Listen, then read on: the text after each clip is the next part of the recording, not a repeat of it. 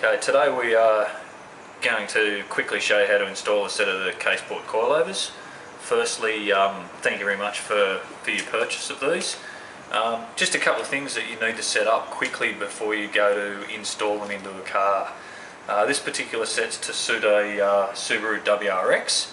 As you can see, the front coilovers, camber adjustable strut tops, and fully ride height adjustable via the insert through the base. Now, you've got to set up initially, before you install them into the car, what's known as a spring preload. We run a 10mm spring preload for the front of most street cars and an 8mm spring preload on the rear. For this particular vehicle, the front springs unloaded are 205mm long, so you need to basically wind the lower spring perch up underneath the spring to make it 195 to give you your 10mm spring preload. Now I can quickly show you here. This front one is basically unloaded and it is 205mm long.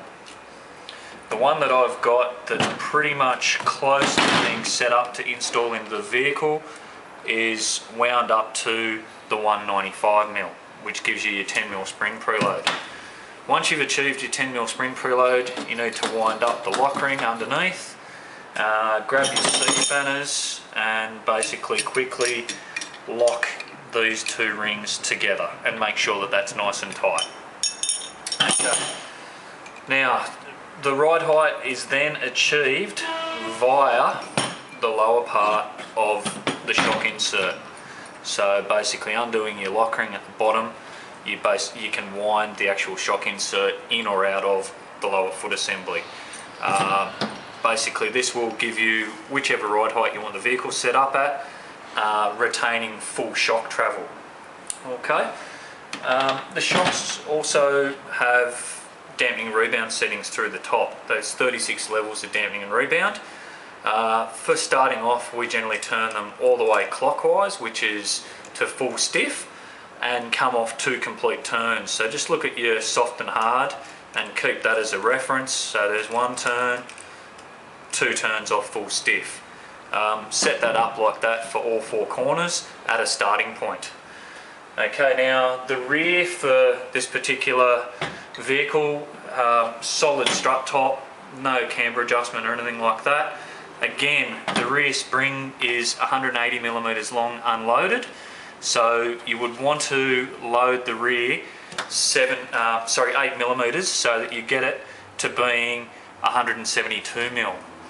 Okay, exactly the similar process to what you've done for the front, winding up the spring perch, get it to your 172, which I have already done earlier, so 172, bring up your lock ring, lock these 2 rings together with your C-spanners, and again your ride height is achieved via the bottom, so the actual insert screwing in or out of the bottom foot. You do not need to remove them from the vehicle to adjust ride height. Okay, for most vehicles, say you wanted a tighter guard clearance of, for instance, 40mm, you would set up a tighter guard clearance with a vehicle off the ground of approximately 70 to 80mm, and this would give you close to your 40mm when the vehicle's back down at ride height. In the kit you will find that it comes with some lubricant for putting on the threads for where you adjust the ride height, your 4 dampening and rebound Allen keys, some funny looking black things with rubber grommets. A lot of people ask what these are used for. They're actually used for mounting your brake lines or ABS lines. So you basically bolt them to the lower part of the actual shock via one of the bolts down there. The actual rubber boot has a split in it, so that'll go over your brake lines or ABS line, push it into the bracket, bend these to whatever angle you need to, or twist them if the vehicle requires, so that when you go lock to lock, your brake lines or ABS lines aren't going to touch the tyre at all.